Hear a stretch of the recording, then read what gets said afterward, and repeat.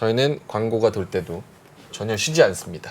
채팅창에 아까 어떤 분이 그 슈어 소프트테크 시간에서 지금 한 10% 정도 내리는데 현대차가 의무 보유 기간이 끝나서 지분을 좀 많이 팔았다. 7.5% 정도 팔아가지고 지금 10% 떨어지고 있는데 요런 현상, 요런 상황에서는 어떻게 해야 되나요? 이제 제가 이제 자세히는 모르지만 이제 전략적 제휴 형태인지 아니면은 이제 FI 형태인지, 근데 대부분의 회사들은 뭐 예를 들어서 그 분사를 할 때 현대차에서 뭘 설립했다든지 아니면은 분사를 할 때 현대차 지분이 섞인다든지 아니면 그 당시에 뭐 한 3, 4년 전에 뭐 SI로 들어갔다든지 근데 지금 상태에서는 조금 뭐 별로 필요가 없다든지 그렇게 되면은 그 보통은 주가에 관계없이 락업이 풀리면은 보통 파는 경향이 있습니다. 그거는 뭐 네이버도 그렇고 현대차 그룹도 그렇고 현대차도 그렇고 이제 대기업들은 이제 그 상황에 따라서 이게 뭐 물론 이제 주가가 최근에 오른 것도 자율주행 때문에 오른 것도 있지만은 이제 락업 기간이 끝나면은 지금은 뭐 그렇게 뭐 앞으로는 뭐 그렇게 뭐 엮일 일이 없다든지 아니면은 뭐 그러니까 지분 정도는 좀 뭐 팔아서 뭐 지켜보자 그래서 그런 경우가 많습니다. 대기업 같은 경우에는. 그래서 그런 관점에서 아마 팔지 않았을까 그렇게 보고 있습니다. 그럼 뭐 단기 악재로 어쨌든 견뎌야 되는, 내일 뭐 어떻게 대응해야 되냐 뭐 이런 말씀이 있어가지고. 단기는 악재죠. 단기로는 악재고. 어쨌든 오버행 뭐 하여튼 오버행이 됐든 아니든 물량이 나왔으니까. 근데 또 그거 현대차랑 또 현대차 지분이 있으니까 뭐 그런 식으로 생각할 수도 있다. 현대차랑 이제 협업을 많이 해서 앞으로는 뭐 더 발전할 수 있다. 이제 그런 감이, 그러니까 레인보우 로보틱스가 오른 이유도 삼성전자가 12월 23일인가요? 그때 지분 참여를 정확히 하면서 그때부터 급등을 한 걸로 제가 정확히 크리스마스 이브 전날이라고 제가 기억이 나는데 그것도 이제 그런 삼성전자가 들어가면은 협업 관계가 더 강화되면서 더 많이 팔릴 수 있다는 기대감이잖아요. 최근까지도 오른 거 자체가. 그래서 단기적으로 제가 이제 그 주식에 대해서 잘 모르지만은 단기적인 악재는 될 수 있겠죠. 그리고 최근에 좀 주가도 또 올랐고. 그래도 자율주행 뭐 요 이슈는 계속 좀 뉴스가 나오니까 내일 바로 또 이렇게 뭐 이런 악재가 나왔다 그래서 팔기보다는 뭐 조금 더 고민을 해보시는 게 어떨까 이런 생각도 들고. 네, 그러니까 저는 이제 그 회사 내용은 잘 모르는데 그냥 일반적인 사례에 대해서 말씀드린 거고. 알겠습니다. 회사 내용은 잘 살펴보셔서 잘 판단하셔야 될 것 같습니다. 알겠습니다. 시간에 있었던 이슈들 한번 짚어봤고, 자 이제는 진짜 중요한 시간입니다. 심층 인터뷰에 우리 로봇 이야기를 해주실 유진투자증권의 양승윤 선임연구원 나오셨습니다. 어서 오세요. 네, 안녕하십니까. 오늘 로봇 이야기 많은 분들이 또 어려워하실 수도 있고 저거 테마인데 저걸 다루나? 라는 생각을 하실 수도 있어서 핵심적으로 요약만 해서 오늘 해주실 말씀을 전달해 주시나요? 그거 말씀 드리기 전에 원래 로봇 애널리스트인가요? 로보틱스를 주로 담당하고 있습니다. 그래요? 네. 쉽지 않은데 보통 이제 뭐 기계 담당 뭐 그런데 특이하게 또 이쪽에 한 계기가 있네 혹시? 사실은 이제 기계 운송 담당이기는 한데 이제 그 중에서 일단 기계를 제가 처음에 이제 이니시에이션을 할 때 좀 색다른 걸로 해보자 이렇게 이야기가 되어가지고 이제 로봇이 딱 한창 그때 막 이제 뜨기 시작은 했었지만은 이제 시장에 많이 정보가 공개되지 않았을 때여서 좀 이런 부분들을 이제 긁어주면은 이제 투자자분들께도 도움이 되지 않을까 싶어서 먼저 로보틱스로 시작을 하고 그 이후에도 계속해서 확대를 하고 있는 상황입니다. 좀 특이한 것 같아서. 네. 공대 오빠 출신? 아니요. 저는 사실 문과입니다. 문돌이. 알겠습니다. 어쨌든 오늘 딱 핵심적으로 요약 한마디만 해주신다면 로봇 관련해서. 일단 저는 로봇이 저희가 잠깐 말씀을 해주셨지만은 테마로 많이 알려져 있습니다. 사실 저는 하지만 전 테마라고 생각은 하지 않고 있고요. 결국은 중장기적인 변화의 초입일 뿐이다라고 생각을 하고 있어서 뭐 단기 관점이 아니라 중장기 관점으로 보시는 거를 이제 추천을 드린다 이렇게 말씀을 드리고 있습니다. 오늘 썸네일 나왔습니다. 로봇은 테마가 아니다. 양승균 이렇게 해서 나갈 겁니다. 그럼 오늘 다룰 핵심 내용이 뭔가요? 사실 이제 최근에 왜 로봇주들이 또 한 번 이렇게 크게 오르고 있는지에 대한 부분들 그리고 또 로봇 시장에서 저희가 어떤 부분들을 좀 이제 주목을 해서 봐야 되는지를 좀 이제 중점적으로 아마 말씀을 드리지 않을까 생각을 하고 있습니다. 그러면 요즘 왜 로봇이 이제 12월 달, 1월 달에 핫한 테마 왜냐면 실적이 안 나오기 때문에 네. 핫한 테마에다가 네. 좀 쉬었다가 뭐 2차전지 뭐 반도체들이 오르다가 이제 최근에 일주일 전부터 다시 레인보우 로보틱스가 뭐 상한가하고 그러면서 지금 최근에 각광 받으면서 다시 전고점을 뚫는 부분이 있는데 이 상황이 좀 어떤가요 지금? 일단은 좀 로봇주들의 흐름들을 좀 정리를 해서 말씀을 드리면 사실 네. 저희가 뭐 이번 이제 지난주 뭐 일주일 전부터 갑자기 오르기 시작한 건 아니고 큰 그림에서 봤을 때는 작년 초부터 계속해서 상승을 했었습니다. 저희가 이제 작년 연초 대비로는 한 3.5배에서 4배 정도까지 이 로봇주들의 시가총액이 좀 커져 있는 상황이고, 그리고 이제 올해 연초 대비로 해도 뭐 2배 이상 좀 커져 있는 그런 상황으로 보실 수가 있고요. 일단은 왜 이렇게 로봇주들이 많이 올랐는가 하면은 뭐 저희가 흔히 말하는 뭐 노동력 부족이나 뭐 인건비 상승 때문에 이제 앞으로 로봇 수요가 늘어날 것이다. 그리고 뭐 미국이나 이런 쪽에서 계속 정책을 펼치고 있는 뭐 니어쇼어링이나 아니면 리쇼어링 이런 것들 때문에 뭐 자동화 수요들도 늘어날 수 있다. 뭐 이런 구조적인 이제 수요 증가에 대한 이야기들도 많이 나오고 있긴 하지만, 사실 국내 시장에서 로봇 주가들이 좀 강세를 보였었던 가장 큰 배경에는 이제 대기업들이 로봇 사업에 본격적으로 참여를 하기 시작했다. 그 때문이다라고 저는 생각을 하고 있습니다. 그래서 이제 올해 1월달 같은 경우는 이제 레인보우 로보틱스의 삼성전자가 이제 지분 투자를 했었었고요. 그리고 그 이후에 이제 3월달에 추가적으로 이제 지분을 매입을 하면서 이제 대기업들이 진짜 로봇 시장에 들어오나 이런 관심들이 좀 커졌었고, 그리고 그와 동시에 이제 두산 로보틱스를 상장시키겠다 이렇게 어나운스를 하면서 이제 상장이 좀 본격화되고 있는 상황이고, 최근에는 또 뭐 한화에서도 한화 로보틱스를 이제 곧 설립을 해서 이제 로봇 사업 본격화하겠다라고 이야기를 하면서 상당히 좀 대기업들의 로봇 사업 흐름이 좀 강해지고 있는 상황이다. 그러면 이제 대기업들이 왜 로봇 사업을 하는가? 이 대기업들이 사실 바보도 아니고 갑자기 어떻게 보면 저희가 되게 미래 과학 공상 만화 같은 이제 그런 로봇들을 이제 갑자기 왜 하는가를 생각을 해보면은 결국 이제 진짜 본격적으로 시장이 커질 수 있는 그 초입에 왔기 때문에 이제 좀 해보려고 하는 그런 상황이다라고 보고 있고요. 이제 그런 흐름들이 계속해서 이제 여러 가지가 근데 동시다발적으로 나오면서 이 시장의 관심들이 크게 확대가 되고 있는 게 이제 최근 한 달 정도의 흐름이었다. 그리고 거기에 대해서 이제 로봇 AI에 대한 관심들도 같이 더해지고 있는 그런 상황이어서 뭐 여러 가지 산업적인 뭐 매력도, 그리고 이제 뭐 그런 기술적인 매력도가 좀 같이 어우러지고 있는 상황이지 않나 생각을 하고 있습니다. 아까 말씀하신 대로 작년 1월 달부터 7월까지 올랐고, 네. 그때는 오르긴 올랐어도 약간 테마성으로 네. 올라다 말다 이렇게 해서 오르게 하다가 7월 달부터 8월 달부터 장이 안 좋아지면서 했다가 이제 말 그대로 12월 말에 이제 삼성전자가 레인보우 하면서 그때 흐름 타서 올랐는데, 결론적으로는 대기업이 진출하니까 네. 로봇 시장이 더 빠르게 성장할 거라는 기대감이 반영돼서 최근까지도 이제 오른다. 그게 이제 결론인 것 같은데, 네. 그러면 대기업이 로봇 사업이 이제 우리가 생각하는 로봇이 여러 가지 산업이 있잖아요. 그러면 어느 부분에 대기업이 들어가서 이 시장을 파이를 키울까요? 그러면 일단은 지금까지의 그런 대기업들의 행보들을 보게 되면은 일단은 뭐 기존에 하던 사업의 연장선상으로 좀 보고 있다고 저는 판단을 하고 있습니다. 뭐 LG전자가 이제 저희가 로봇 사업 굉장히 좀 열심히 하고 계시는 상황인데, 또 가전 업체잖아요. 그러다 보니까 이제 로봇을 가전의 관점에서 접근을 하고 있습니다. 그래서 식당이나 아니면은 저희 개인 공간에 넣을 수 있는 뭐 로봇 청소기, 뭐 서빙 로봇 이런 것들 좀 B2C로 많이 공급을 할 수 있는 이제 그런 로봇 유형에 좀 초점을 맞추고 있다라고 저는 보고 있고, 그리고 뭐 삼성전자도 마찬가지로 이제 가전 관점에서 좀 접근을 하고 있는 상황이어서 이제 곧 웨어러블 로봇 이런 이제 개인 소비자들이 활용을 할 수 있는 그런 로봇들을 좀 준비를 하고 있다고 보고 있고요. 현대자동차 같은 경우는 자동차 회사니까 모빌리티에 대한 관점이 빠질 수가 없습니다. 그래서 여러 가지 실외 자율주행 로봇, 그리고 실내 자율주행 로봇, 그리고 미국의 이제 보스턴 다이내믹스 인수를 하면서 이제 여러 가지 물류 쪽까지도 좀 넘보고 있는 그런 상황으로 보실 수가 있고요. 그리고 그 외에 뭐 두산 로보틱스 같은 경우 이제 두산의 자회사인데, 두산은 원래 또 제조업 베이스의 회사다 보니까 이제 제조업 기반의 산업용 로봇을 하고 있고, 그리고 KT나 뭐 SKT 뭐 이런 통신사들도 굉장히 로봇 사업에 좀 최근에 많이 진출을 하고 있는 상황인데, 뭐 저희가 또 서비스에 강한 회사들이잖아요. 뭐 항상 좀 고객들이랑 접점들이 다 있는 회사다 보니까 이런 마찬가지로 이제 이런 로봇들을 유통하고 좀 더 소비자들한테 넓게 유통을 할 수 있는 그런 관점에서 사업을 좀 접근을 하고 있는 게 아닌가 보고 있어서, 결국은 이제 기존에 하던 사업들, 이제 그런 기존의 대기업들이 가지고 가지고 있던 강점들을 좀 살리는 방향으로서 이제 로봇 사업에 한 발씩 좀 뛰어들고 있는 상황이지 않나 이렇게 판단을 하고 있습니다. 혹시 자료가 있으신가요? 어떤 자료? 뭐 PPT나 이런 게 사실 오늘 가지고 뭐 오시는 따로 준비를 한 거는 없는데, 네, 제가 말로 말로 떼우시. 아니요.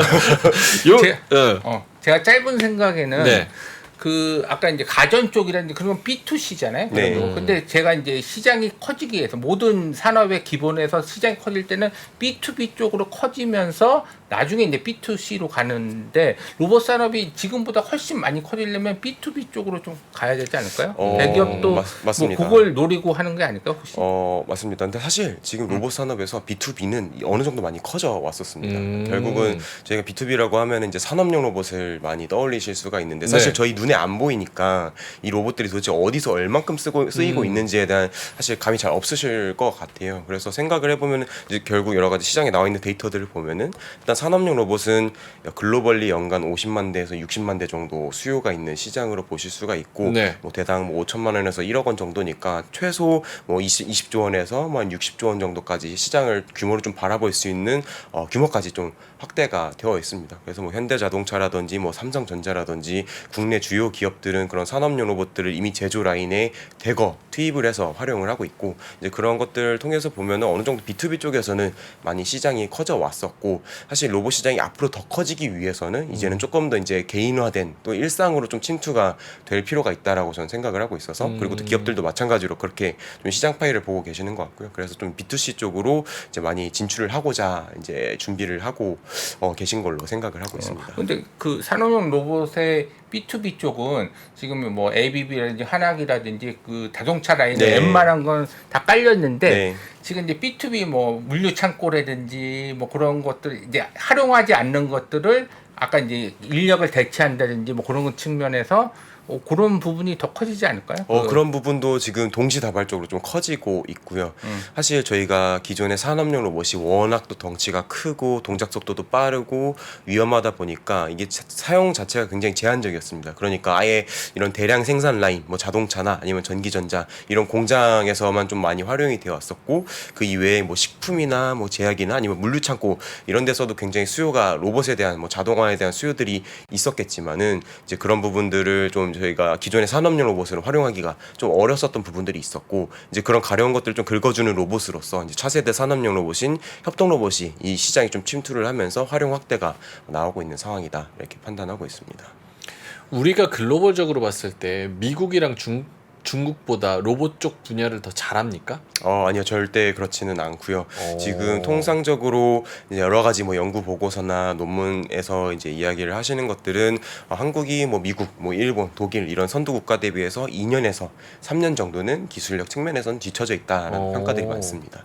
그러면 글로벌 경쟁력 이게 지금 로봇이 테마냐 아니면 섹터냐하고 중요한 기점은 네. 해외로 얼마만큼 또 뻗어갈 수 있느냐로 이제 또 파이가 커질 것 같은데 2, 3년이나 뒤쳐져 있으면 네. 이게 그만큼 과연 클 수 있을까? 네. 지금 시총 올라간 게 기대가 너무 큰 거 아니야? 이런 맞습니다. 생각 하게 되는데. 일단은 사실 이게 로봇 시장을 보실 때 저희가 많이 기술로 생각을 하십니다. 그러니까 기술적으로 보면은 2년에서 3년 뒤쳐져 있는 게 아마 맞을 거예요. 네. 워낙 또 일본이나 뭐 미국이나 이런 쪽에서는 로봇에 대한 뭐 기술 개발이 예전부터 진행이 되어 왔으니까 당연히 저희보다 앞서 나갈 수밖에 없지만은 이게 단순히 기술만 좋다고 해서 쓰이는 것도 아니지 않습니까? 결국 이걸 쓰는 거, 활용, 어플리케이션 측면에서도 생각을 해야 되는데 한국이 주목받고 있는 이유 중에 하나가 인구가 앞으로 이제 계속해서 줄 거다. 결국은 이런 로봇처럼 자동화에 대한 수요가 올라올 수밖에 없고 그에 따라서 여러 가지 활용 확대가 나오지 않을까 이제 그런 관점에서 좀 많이 주목을 받고 있는 것 같고요. 많은 분들이 좀 놀라시는 게 보스턴 다이내믹스도 밀려요? 보스턴 다이내믹스가 거의 글로벌 원탑 원탑이죠. 수준이라고 보고 있습니다. 기술력이 기술력에서 매출은 아니고 매출도 잘 나오지만 당기 순이익이 보스턴 어마어마하게 나옵니다. 다이내믹스가 매출이 잘 나오네? 매출은 나름 나옵니다. 얼마나 그래도, 나오죠? 제가 지금 정확하게 숫자가 기억이 나지 대충 않는데 러프하게. 그래도 네 자릿수는 나옵니다. 몇 천억 정도는 나오는 걸로 제가 그래요? 기억을 하고 있고 사실 틀릴 수도 있는데 일단 당기 순이익도 그만큼 나오고 있어가지고 아직 이익은 못 내고 그거 있습니다. 어디다 팔아요? 뭐 어디다 매출을 내요? 일단은 보스턴 다이내믹스가 지금 상용화한 게 그 사족 보행 로봇 스팟이라고 하는 네, 개 알죠. 형태의 로봇이랑 그리고 이제 스트레치라고 하는 물류 로봇 이 두 가지를 지금 상용화를 했습니다. 그거 테스트 영상은 뭐 워낙 많이 인터넷에 있으니까 네. 그거 실제로 팔아서 쓰는 데 있습니까? 실제로 한국에서도 다수 도입을 해서 쓰고 계시고요. 뭐 근데 이 막 엄청나게 많이 쓰이는 건 아니고 뭐 공장이나 아니면 뭐 건설 현장이나 약간 이런 곳에서 이제 순찰하고 이제 감시하고 이런 용도로 조금 이제 쓰이고 있는 것 같고요.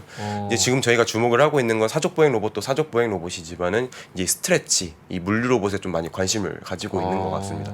이제 결국은 모바일 로봇이라고 해서 바퀴형 형태의 이제 이제 이동형 로봇에다가 이제 커다란 뭐 산업용 로봇에 팔을 달아놓은 이제 모바일 매니퓰레이터라고 저희가 보실 수가 있는데 이제 그런 로봇을 활용을 해서 이제 상하차도 해주고 여러 가지 물건도 쌓아주고 옮겨주고 이런 다양한 작업들을 이제 물류 현장에서 좀 도입을 하고 있고 지금 뭐 완판됐다고 그래요? 네, 계속 뭐 22년도 물량은 이미 예전에 완판이 됐었고 뭐 23년도 것도 계속 예약 주문을 받는데 굉장히 수요가 좋다 이런 기사 보도들이 많이 나오고 있습니다. 아니 그게 궁금한 게 사실은 로봇은 인간의 몸이라고 생각하면 그거를 어떻게 움직이고 스마트하게 움직이는 AI 쪽인 거잖아요. 네. 그러면 지금 팔리는 로봇들도 무언가 업무를 수행할 수 있을 정도로 그런 지능이 좀 올라왔다 쪽으로 봐야 되는 거예요? 올라가고 있다라고 보시는 게 맞을 아직은 것 좀 같고요. 그런가 보네. 기술력 로봇 쪽에서 기술력이 뒤처지고 있다는 기술 경쟁력이 어떤 포인트에서 좀 차이가 나는 거예요? 사실 뭐 다양하게 뒤처지고 있는 부분들이 있겠지만은 사실 저희가 제일 취약한 게 로봇 생태계가 굉장히 좀 약하다. 그 연결고리들이 되게 약합니다. 뭐 부품부터 해가지고 이제 완제조까지 완제품 만드는 이제 그런 회사들까지 이제 다양한 이제 로봇 산업의 밸류체인들이 있는데 그 하나 하나가 지금 취약한 상황이고요. 또 특히 저희가 많이 이제 이야기가 되고 있는 게 부품. 이 다 외산 쪽으로 좀 의존을 하고 있다. 뭐 예를 들어서 일본이나 뭐 독일이나 이런 것들도 많이 쓰니까 이런 것들도 문제시가 되고 있고 그리고 또 거기에 대해서 이제 로봇에 들어가는 뭐 소프트웨어적인 역량들도 사실 뭐 미국이나 아니면 유럽이나 이런 쪽보다 조금 이제 뒤쳐져 있다는 평가들도 많이 나오고 있습니다. 많이 뒤처지지 않아요? 많이는 아니고 그래요?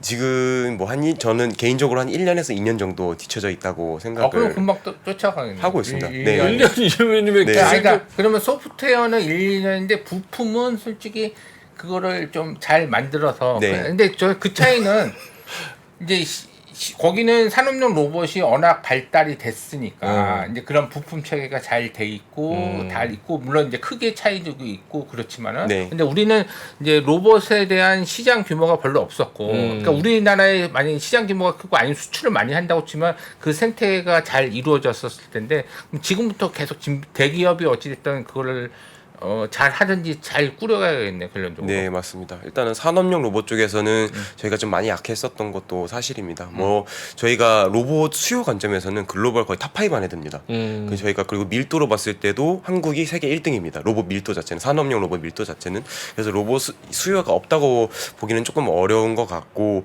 오히려 약간 어떻게 보면 예전부터 뭐 일본이나 이런 회사들이 선제적으로 먼저 개발을 하고 또 그것들 시장에 투입하면서 한국 시장이 아예 외국산 로봇 좀 락인이 되어버렸다라는 관점에서 보시는 게 맞을 것 같고요. 한국도 이제 그런 상황에서 좀 좌우충돌하면서 이제 부품도 좀 이제 국산화하고 있고 이제 로봇 완제품들도 조금씩 내놓으면서 조금씩 기술 경쟁력들을 갖춰가고 있고 그리고 또 저희 대기업들이 이제 참여를 하면서 주목하고 있는 거는 이제 이미 뭐 시장도 형성되어 있고 뭐 외국 기업들한테 점령 당해 있는 그런 산업용 로봇 시장이 아니라 이제 서비스 로봇 쪽으로 저희 대기업들이 많이 진출을 하면서 이쪽은 또 이제 아직 시장이 본격적으로 개화하지는 않은 상황이기 때문에 아직은 늦지 않았다. 이렇게 저희가 생각을 하고 있습니다. 그 지금 로봇 관련 부품 회사도 많이 상장돼 있는데 그럼 로봇 관련 부품 중에서 어떤 부품에 대한 국산화를 좀 잘 봐야겠네요. 일단은 저희가 로봇에서 흔히 쓰이는 부품들이 이제 모터 그리고 이제 모터랑 같이 결합돼서 쓰이는 감속기가 있고요. 그리고 이제 센서, 그리고 뭐 배터리, 그리고 뭐 제어기기 등등등 반도체도 있고요. 굉장히 다양한 부품들이 있는데 일단 현재 시장에서는 가장 주목받고 있는 게 바로 감속기 부품입니다. 감속기 네. 쪽. 까오빠님께서 생각보다 좀 많이 뒤처집니다. 생산률, 고장으로 인한 다운스탑 타임 등 우리나라 제품 실적용하기가 어려운 상황입니다. 실제로 그렇습니까? 네, 맞습니다. 그러면은 이거를 테마로 안 보기가 매우 어렵지 않습니까? 사실 그러니까 지금 계속 저희가 좀 시선이 그 산업용 로봇에 좀 갇혀 있는 것 같습니다. 아하. 산업용 로봇 쪽에서는 당연히 해외 기업들이 많이 했으니까 더 잘할 수밖에 없죠. 저희는 그렇구나. 많이 팔고 싶어도 네. 안 사주니까 음. 못하는 거였었는데 이제 서비스 로봇 시장은 조금 다르다. 이제 지금 오히려 약간 한국에서 좀 많이 주목받고 있는 게 뭐 저희가 많이 보실 수도 있지만 커피 내려주는 뭐 바리스타 로봇이나 제우스 거. 뭐 그런 제우스 거나 뭐 레인보우 로보틱스나 두산 로보틱스 다 하고 계시는데 뭐 치킨 튀겨주는 것들도 있고 제가 약간 요런 F&B 쪽에서의 어플리케이션은 한국이 오히려 앞서 나가고 있습니다. 오. 약간 특이한 걸 많이 하고 있는 거죠 저희는. 이미 뭐 이런 쪽으로는 많이 쓰여왔으니까 근데 이런 쪽으로 필요할 것 같은데 하면서 아이디에이션을 하면서 다양하게 좀 이제 그런 어플리케이션들을 만들어 나가고 있다라는 관점에서 저희가 앞으로 좀 기대를 해봐야 된다고 생각을 하고 있고요. 그리고 제가 또 이제 로봇 공부를 많이 하면서 네. 제가 문과니까 이제 많이 공부를 해야 되는데 이제 일본 쪽이 또 로봇에서 강하니까 일본의 뭐 잡지나 이런 연구 논문들 많이 체크를 하고 있습니다. 네. 사실 일본 관점에서는 한국 시장은 뭐 크게 뭐 한국 기업들, 한국 로봇 기업들은 크게 경쟁력이 있는 기업들이라고 보이지 않았을 거예요. 예전에는. 그런데 요즘에는 한국 이야기들이 많이 나오기 시작을 했습니다. 그래요? 뭐 한국에서는 뭐 급식 로봇도 한다더라. 뭐 한국에서는 뭐 삼성전자가 레인보우 로봇에 투자를 했는데 아니 이런 대기업들이 갑자기 로봇 사업 왜 한다고 하는 거지? 약간 이런 것들에 조금씩 이제 관심을 보이고 있는 그런 상황이어서 약간 이제 한국의 이런 로봇 산업이 조금씩 글로벌 주목들을 좀 받기 시작은 했다라고 보시는 게 정확할 것 같습니다. 이차전지 같은 경우에도 양극재에 주목하는 건 뭐냐면은 이차전지 원가 중에서 그 양극재 부분이 소재 중에서 양극재 부분이 40%로 가장 높기 때문에 네. 주목을 받는데 네. 그러면 협동론 로봇으로 봤을 때 부품 중에서 어떤 게 좀 단가가 제일 비중이 큰가요? 협동 로봇이나 뭐 산업용 로봇 기준에서 봤을 때는 감속기가 제일 감속기. 비중이 크고요. 몇 네. 퍼센트나 되나요? 보통 한 30%에서 40% 정도 차지를 합니다. 꽤 되네요. 네, 굉장히 이 한 대당 사실 크기가 제 손만 하거든요. 제 손만 한데 이게 대당 뭐 적게는 30만 원에서 50만 원 정도 오. 가격이 하고 조금 큰 거 같은 경우는 뭐 200만 원이 넘어갑니다. 그러니까 그러면 이차전지의 감속기 업체는 이차전지의 양극재 업체랑 어떻게 거의 보면은 삐까삐까 그 원가 차지하는 비중이 네. 원가 비중이나 뭐 중요도 측면에서는 이제 비슷한 감속기가 왜 일맥상통한다. 중요한가요? 감속기가 이게 제일 중요한 부품 중에 하나인 이유가 저희가 이제 모터를 보시면 로봇에는 이제 여러 가지 동력원들이 활용이 되고 있습니다. 뭐 전기 모터가 활용이 되기도 하고 뭐 공합도 쓰이고 유압도 쓰이지만은 어쨌든 전기 모터가 제일 많이 쓰이고 있고요. 모터를 보시면은 회전 속도는 굉장히 빠릅니다. 저희가 뭐 장난감 이런 거 보실 때 회전 속도는 되게 빠르다라고 보실 수가 있는데 그걸 막상 뭐 만져보거나 하면은 금방 멈춰버려요. 돌리는 힘 자체가 약하니까. 그럼 이제 로봇이 그러면은 이제 어떤 걸 들거나 뭔가 걷거나 뭔가 힘을 발휘를 해야 되는 부분들이 분명히 있는데 그러면 이렇게 힘이 없으면 쓰이지 못하잖아요. 그 힘을 키워주는 기계적인 부품으로서 감속기가 무조건 결합이 돼서 쓰여야 됩니다. 그래서 이제 결국은 모터랑 감속기를 항상 하나의 세트로서 같이 들어가고 있고 로봇의 구동부 관절마다 들어가기 때문에 뭐 산업용 로봇은 보통 관절이 6개에서 7개 정도가 있고 그러니까 네. 감속기는 7개, 6개에서 7개 정도 굉장히 많이 쓰인다. 그러다 보니까 비중도 막 상당히 좀 크게 차지를 하고 있고. 네? 힘을 실어주는 역할. 네, 힘을 실어주는 역할을 이 하고 있습니다. 감속이라는 게 이제 속도를 감소시킨다 그런 네. 뜻이죠. 정확하게 말씀을 드리면 이제 속도를 감소시켜주는 것에 비례해서 힘을 키워주는 부품입니다. 그래서 반대적으로 작용하면서. 네, 맞습니다. 뭐 자전거의 기어나 뭐 자동차 기어라고 봐주시면 될 것 같고요. 감속기 제일 잘하는 글로벌 기업이 어디예요? 1등은 일본의 하모닉 드라이브 시스템즈라고 하는 회사가 있습니다. 크기별로 틀리죠. 하모닉 드라이브는 조그만 네. 거, 나부테스코는 큰 거. 네, 맞습니다. 우리나라 기업은 뭐 순위 없어요? 한국은 아직 순위에 없다고 저는 보고 있고요. 지금 너무 서운하네. 저희가 이제 막 국산화해서 이제 상용화해서 이제 막 들어가고 있는 단계다. 뭐 여러 가지 이야기는 해주셨는데 뭐 15분밖에 안 남아가지고 네. 그러면 지금 요거를 커버하시는 분으로서 네. 전반적인 내용과 그리고 우리 기업들의 경쟁력과 지금 로봇주들의 주가 위치 시총 3조 4천억 1조 5천억 이런 거 보면 솔직히 어떤 생각이 드시는지 솔직하게. 일단은 마지막 그 질문부터 좀 말씀을 드리면은 사실 저도 굉장히 이제 로봇 산업을 커버하는 애널리스트로서 굉장히 놀랍기도 하고 네. 당혹스럽기도 하고 이렇게까지 이제 관심을 많이 받고 있구나라고 좀 많이 놀라고 있는데 사실 기대감이 거의 반은 차지를 하고 있다고 저도 냉정하게 생각은 하고 있습니다. 기대감이 반이다. 기대감이 반이고 그리고 나머지는 이제 앞으로의 실제 저희가 국내 기업들 뭐 경쟁력이나 그리고 가시화된 부분들이 좀 이제 그 나머지 반 정도를 차지를 하고 있다고 생각을 하고 있고요. 사실 지금 뭐 저희가 로봇 기업 중에서 실적이 나오는 기업이 거의 없습니다. 뭐 레인보우 로보틱스도 올해 이제 한 매출액 기준 한 200억 정도 할 걸로 예상을 하고 있고, 뭐 두산 로보틱스도 뭐 600억, 700억 정도 할 걸로 보고 있어서 사실 시장에서 이제 밸류에이션 하기에는 굉장히 어려운 부분들도 있고, 아 이게 무슨 이게 테마주지 그냥 뭐 테마주가 아니라고 할 수 있는가에 대한 이제 여러 가지 의견들은 분분할 수 있지만은, 사실 제가 이제 그 여기 계시는 뭐 어느 분이나 아니면 이제 밖에 나가서 로봇이 앞으로 많이 쓰일까요?라고 질문했을 때 아니라고 하는 사람들은 단 한 분도 안 계실 거라고 저는 생각을 하고 있습니다. 이게 사실 뭐 지금 당장의 실적이나 그리고 뭐 기술 그리고 이제 여러 가지 로봇 나오고 있는 제품들만 봐서 이게 판단하기는 조금 어려운 것 같고, 이 로봇 시장은 뭐 저희가 사실 아까 이제 받아놨던 질문지에서 2차 전지, 네네. 포스트 2차 전지냐 이런 질문들이 있으셨지만은 사실 7번 질문. 네. 로봇주 포스트 2차 전지가 될 수 있을까요? 요거였거든요. 사실 2차 전지랑은 좀 다릅니다. 저희가 2차 전지는 이미 커져가고 있는 산업이고, 로봇 산업은 이제 커져갈 산업이라고, 갈 산업이기 때문에 사실 지금 뭐 1년, 2년 만에 로봇 기업들이 폭풍 실적 성장을 하기는 좀 어려울 거다. 저는 오히려 5년 뒤, 10년 뒤를 내다봐야 되는 산업이고, 이제 그런 10년 뒤, 20년 뒤의 가치들을 좀 많이 반영을 하고 있는 상황이지 않나 생각을 하고 있어서. 그럼 밸류에이션적으로 좀 뭐 부담되는 상황인데, 그러면 글로벌로 봤을 때, 그러니까 산업용 로봇은 원래 이제 시장 자체가 지금 정체된 시장으로 가고 있기 때문에 뭐 좀 피어로 봤었을 때 뭐 실적 잘 안 나오고 영업이 하나도 안 나오고 뭐 이렇게 오르는 글로벌로 혹시 비교할 때가 주식이 있을까요? 혹시? 사실 해외 기업 중에서는 나름 다 해외 실적들이 나오고 있죠. 계십니다. 네, 그렇죠. 뭐 산업용 네, 로봇이야, 네, 뭐 산업용 로봇이나 또 부품이나 이런 것들이 아니, 이미 커졌기 때문에. 혹시 물어보는 거예요. 네. 그러니까 뭐 실적이 안 나오면서 이제 기대감. 산업용 로봇은 안 하고 아까 뭐 협동용 로봇이라든지 뭐 F&B 쪽으로 해서 글로벌 쪽으로 좀 오른 주식이 혹시 있을까요? 아직은 없습니다. 협동 로봇도 지금 글로벌리 상장되어 있는 기업은 한국 기업들밖에 없고요. 유니버설 로봇은 상장이 비상장 기업입니다. 비상장이구나. 네.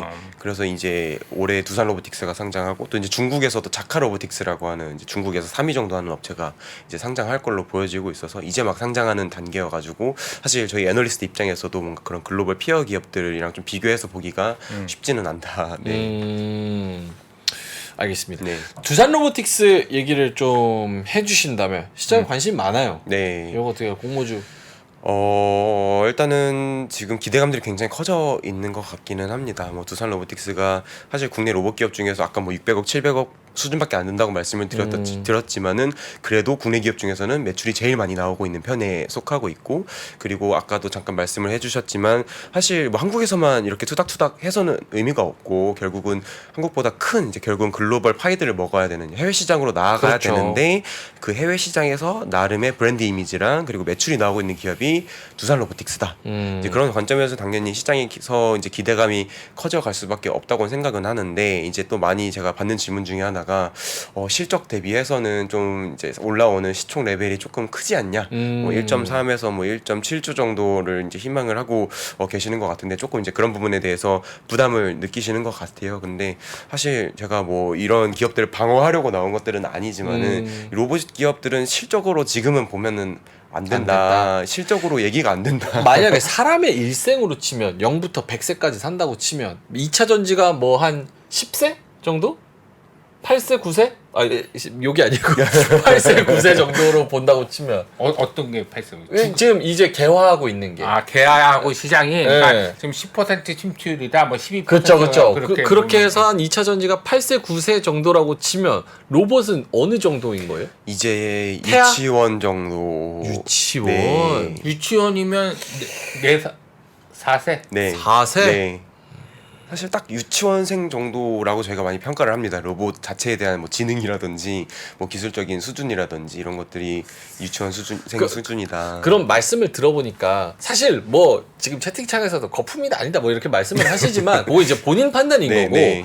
어쨌든 지금 우리나라 그 기업들 로봇주들은 글로벌 경쟁력을 한참 좀 키워야 되는 것도 팩트인 거고 네, 팩트고. 아직은 실적이 좀 안 나오는 것도 팩트인 팩트고. 거고 0부터 100세로 쳤을 때도 한 4세 정도로 봐야 되는 것도 팩트인 거고 네. 레인보우도 한 3조 5천억 하는 것도 팩트인 거고 네. 그래서 그런 거는 잘 좀 판단을 해봐야겠지만 어쨌든 산업의 방향성으로는 커져 가는 거는 네. 부정할 수 없다. 절대 저는 부정할 수 없고 불변한 사실이라고 생각하고 있습니다. 그래서 이거 그 두산 로보틱스 말씀하시다가 네네. 어떻게 이게 좀 좋은 모멘텀이 될 수는 있습니까? 어떻게 바라보시는지. 일단은 이미 좋은 모멘텀이 되었던 것 같습니다. 일단 두산 로보틱스 증권 신고서 내에서 여러 가지 이야기들이 포함이 되어 있었었고 일단은 첫 번째로 이제 저희가 시장에서 많이 주목을 하고 있는 게 그 2천억 정도를 투자를 해서 물리 로봇 기업을 M&A를 하겠다라고 이야기를 해서 이제 관련된 후보가 될 수 있는 종목들에 좀 관심이 쏟아졌던 측면들이 있고요. 그리고 앞으로 로봇에 대한 부품들을 이제 상당히 좀 국산화를 시키겠다라고 이야기를 하고 있어서 뭐 이제 국내 감속기 업체라든지 아니면 뭐 제어기기 업체라든지 이런 부품을 하고 있다라고 하는 기업들의 관심까지도 커져가고 있는 상황이어서 두산 로보틱스가 주는 파급 효과 자체는 상당히 크다. 괜찮다. 네, 괜찮다 생각을 하고 있습니다. 그리고 사실 두산 로보틱스가 아마 10월 초쯤에 상장을 할 겁니다. 뭐 네. 크게 이변이 없으면 이제 10월 초쯤에 상장할 것으로 10월 예상을 하고 초? 있는데 그때 또 로봇 쪽에서는 여러 가지 좋은 모멘텀들이 집중되는 시기라고 저는 생각을 어떤 하고 거 있어요? 일단은 뭐 로봇 정책도 있을 거고요. 그리고 또 삼성전자가 이제 그동안 계속 공개하겠다 했었던 웨어러블 로봇도 이제 곧 공개가 될 걸로 알려져 있고 여러 가지 뭐죠? X1? X1, 보핏 뭐 아니면 잼스 힙뭐 여러 가지 이름으로 알려져 있는데 그 웨어러블 로봇이 이제 곧 공개가 될 거고 이제 정책도 지금 원래 상반기 중에 공개가 되었어야 됐지만 여러 가지 정책은 어떤 정책이죠? 제 4차 지능형 로봇 기본 계획이라고 하는 이제 저희 약간 로봇 산업의 좀 정책 좀 전반적인 정책들 총망라하는 어떻게 보면 최상위에 있는 그런 정책이 나올 걸로 10월 예상하고 달에? 있습니다. 네, 9월 말에서 뭐 10월 초쯤에 나오지 않을까 예상을 하고 있고요. 뭐 어쨌든 만약에 트레이딩 하고 싶은 분들이 계시면 그런 모멘텀, 정책 모멘텀, 네. 뭐 이벤트 모멘텀도 좀 중요한 일정이 또 되기도 하겠네요. 네. 알겠습니다. 저는 뭐 마음속으로 좀 결정을 하긴 했어요. 로봇이 테마인가 섹터인가. 뭐 어떤 결정을? 이거 얘기하면 안 될 것 밝히면 같아요. 안 돼요? 기분 나빠하시고. 아닙니다. 저는 방향성은 너무 좋은데 네. 제가 오늘 물어보고 싶었던 게 그거예요. 로봇이 뭐 2차 전지나 반도체에 비해서 기술의 진입 장벽이 어느 정도 난도가 되는 건가? 그리고 우리나라는 글로벌적으로 어느 정도 위치에 있는 건가? 그런 거를 좀 여쭤보려고 그랬어요. 근데 어느 정도는 좀 짧게만 말씀을 드리면 네. 기술력으로는 굉장히 어렵고 로봇을 개발할 수 있는 사람도 극히 드뭅니다. 그건 왜 그런 겁니까? 인재가 구조적으로? 없습니다. 인재가. 인재 왜 없는 거예요? 그 저희가 또 한창 그런 사실 제가 논할 것들은 아니지만 저희 세대에서는 또 기계공학이 그렇게까지는 인기가 없었던 걸로 제가 기억을 하고 있거든요. 근데 사실 로봇의 근원은 또 기계공학에 있습니다. 메카트로닉스이기 때문에 이런 기계학적인 그런 기구학적 설계들도 필요하고 기계공학에 대한 수요들이 굉장히 크지만 사실 또 저희가 그동안 뭐 반도체다 아니면 전기전자다 이런 쪽으로 또 많이 인재들이 쏠려갔던 부분들이 조금 이제 문제가 되는 부분들도 있는 것 같고요. 사실 뭐 그게 비단 한국에만 국한되는 문제들은 아닙니다. 글로벌리 다 똑같기 때문에 일단은 뭐 그런 인재에 대한 문제들도 있고 해서 아무나 할 수는 없다. 그리고 그걸 할 수 있는 인재들도 많이 없고. 네. 테슬라나 삼성이 휴머노이드 로봇 개발한다는 거 요거 어디에다 좀 포인트를 두고 바라봐야 되는 거예요? 어떤 포인트를 말씀하시는 걸까요? 뭐 예를 들어서 테슬라봇도 뭐 나온다고 네, 하는 네. 것도 뭐를 노리고 이런 것들이 나오는 건지 실제로 될 가능성도 있는 건지 그리고 어느 정도 시간적 여유를 줘야 되는 건지. 네. 일단 테슬라는 지금까지 머스크가 이야기를 한 것들을 보면은 일단 처음에는 공장에서 일을 시키겠다고 언급을 했었었고요. 그리고 그 이후에는 이제 가사 현장에서 사람이 하기 귀찮은 것들을 시키겠다 이렇게 이야기를 했었어요. 그리고 나중에는 또 뭐 운전을 시키겠다라고도 이야기를 했었고 되게 어떻게 보면 일관성이 없습니다. 네. 그만큼 앞으로 여러 여기저기 다양하게 쓸 거다라고 보시는 게 정확할 것 같고요. 그럼 이제 이게 되냐 마냐에 대한 부분들인데 지금 테슬라가 보이지 않는 곳에서 굉장히 지금 진심을 다해서 연구 개발을 하고 있습니다. 지금 테슬라 그 커리어 사이트, 인재 채용 사이트 들어가서 보시면은 지금 채용하고 있는 로봇 포지션만 50개가 넘어갑니다. 네. 지금 다양한 인재들을 채용을 해서 지금 빠르게 개발을 하려고 준비를 하고 있고 지금 일부 시장에서는 원래 이제 공개 공개 타임라인으로는 2025년에서 뭐 2028년 요 사이에 이제 공개를 하겠다고 하고 있는데 내년부터 공장에 넣어서 테스팅을 하겠다라고 하고 있는 상황이어서 사실 저희가 뭐 10년 휴머노이드 하면은 뭐 10년 뒤 20년 뒤에 미래지 않냐라고 보실 수도 있지만은 생각보다는 그 공개 타임라인이 좀 빨라지고 있어서 5년 내에는 그 로봇들을 좀 확실하게 볼 수가 있지 않을까. 관건은 가격인 것 같아요. 가격. 예, 그러니까 뭐 기술의 집합, 왜냐면 이제 사람 모양을 만들어서 움직이다 보면 기술이 집점화가 되니까 네. 뭐 협동력 로봇 하는 것들은 좀 쉽게 만들 수 있고 네. 뭐 그렇기 때문에 그런 게 좀 원하는 바인 것 같고 그걸 우리가 이제 써야 되잖아. 우리 공장에 써야 되는데 가격이 만만치 않을 거라서 그거는 이제 여러 가지 아까 이제 협동력 로봇의 서비스 그리고 이제 시장 규모가 협동력 로봇 시장이 아직 크지 않으니까 앞으로 그게 성장하면서 여러 군데 안 쓰는데 쓰면서 그 시장이 규모가 커지는 게 중요한 것 같고 네. 사람 모양의 로봇은 솔직히 이제 가격대가 네. 제 생각은 네. 우리가 사람 옆에 쓸 수 있을 만큼 네. 가격대가 안 내려올 거기 때문에 그쵸. 그거는 조금 미래로 보는 게 낫지 않을까. 테슬라는 지금 2천만 원, 그러니까 2천만 원에 3천만 원 달러에 3천만 원에 공개하겠다고 네. 하고 있는데 뭐 그렇게만 되면은 사실 뭐 다 휴머노이드 쓰겠죠. 사실 테슬라는 거기서 노리는 게 데이터잖아요, 데이터. 네. 그 로봇으로 해가지고 데이터 쌓아서 도조로 돌려서 다시 이제 자율주행처럼 완벽하게 움직이는 휴머노이드 로봇을 만들겠다라고 해서 제일 싼 가격을 내놓겠다는 건데 우리나라로 치면은 아니 AI 그런 소프트웨어 기술력도 밀려. 그렇다고 로봇의 그런 뭐 액추에이터나 뭐 이런 그 감속기나 뭐 이런 기술력도 글로벌이 아니야. 그럼 여기 먹을 게 뭐가 네, 있을까? 제가 좀 정확하게 짚어서 말씀을 드리면 네. 일단 부품은 저희가 뭐 뒤쳐져 있는 건 맞지만 네. 쓰지 못할 정도도 아닙니다. 그래서 이제 쓰기 시작하는 상황이어서 쓸만은 이걸 하다. 네, 이제 많이 써줘야 되는 거죠. 그러니까 국내 이런 레인보우 로보틱스나 두산 로보틱스 같은 기업들이 같이 커져가야 많이 되는 써줘야 거고 되죠. 많이 써줘야 되는 거고 그러니까 근데 결국은 많이 써주고 싶어도 지금 생산하는 양이 적기 때문에 네. 이제 앞으로 많이 하면 쓰겠죠. 그래서 이제 계속 캐파 늘려가고 있고 캐파 늘려가고. 이제 이러고 계속 지금 테스팅하면서 실제로 쓰이고 있는 상황이고 그리고 소프트웨어도 사실 AI 같은 경우는 뭐 마지막으로만 말씀을 드리면 이제 네이버에서도 지금 저희가 하고 있는 상황이라서 뭐 지금 저희가 뭐 챗GPT 뭐 이런 것들이 있긴 하지만은 최근에 뭐 하이퍼클로바도 공개가 됐었고 뭐 어느 조금 이제 뒤쳐져서 가고 있긴 하지만 할 건 다 하고 있습니다. 이제 이것들을 어떻게 어떤 어플리케이션으로 가져가는가가 이제 앞으로 관건이다라고 저는 생각을 하고 있어서 이제 이런 기술도 기술이지만은 이것들을 이제 어떻게 활용하는가에 좀 초점을 맞춰서 보시는 게 가장 좋지 않을까 생각을 하고 있습니다. 알겠습니다. 까오빠님이 실제로 필드에 계신가 봐요. 자꾸 필드에서의 문제는 소프트웨어 엔지니어만 있고 기계공학을 모르고 모터도 모릅니다. 네, 그렇다고 현실입니다. 기계공학이나 전기공학 뽑으면 소프트웨어를 모르고요. 네. 그럴 수 이런 있죠. 것들 구조적인 문제가 구조적인 문제가 있습니다. 그래서 이제 이런 것들을 좀 지원해 줄 수 있는 정책들도 같이 나와주면은 더할 나위 없이 좋을 것 같다. 네. 정부에서도 이제 그런 부분들 많이 고민하고 계시는 것 같고요. 까오빠님 뭐 하시는 분인지 한번 올려주시면 굉장히 좋을 것 같습니다. 오케이, 그러면 마지막으로 로봇주 내에 좀 관심 있게 지켜보시는 종목, 이 종목은 좀 매력적인 것 같다라는 그런 종목들이 있을까요?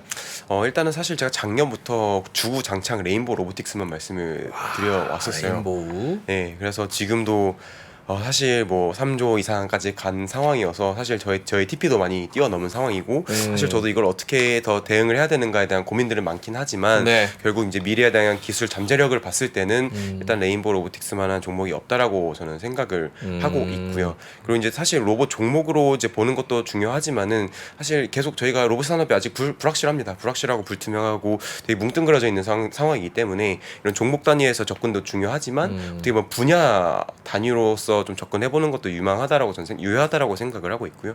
이제 유망한 분야로서는 협동 로봇 그리고 물류 로봇 그리고 로봇 부품 요 세 가지 꼽아서 말씀을 드리고 있고 이제 그 관련된 종목들을 좀 같이 이제 보시는 거를 이제 추천을 드리고 있다. 네, 말씀을 드리고 있습니다. 알겠습니다.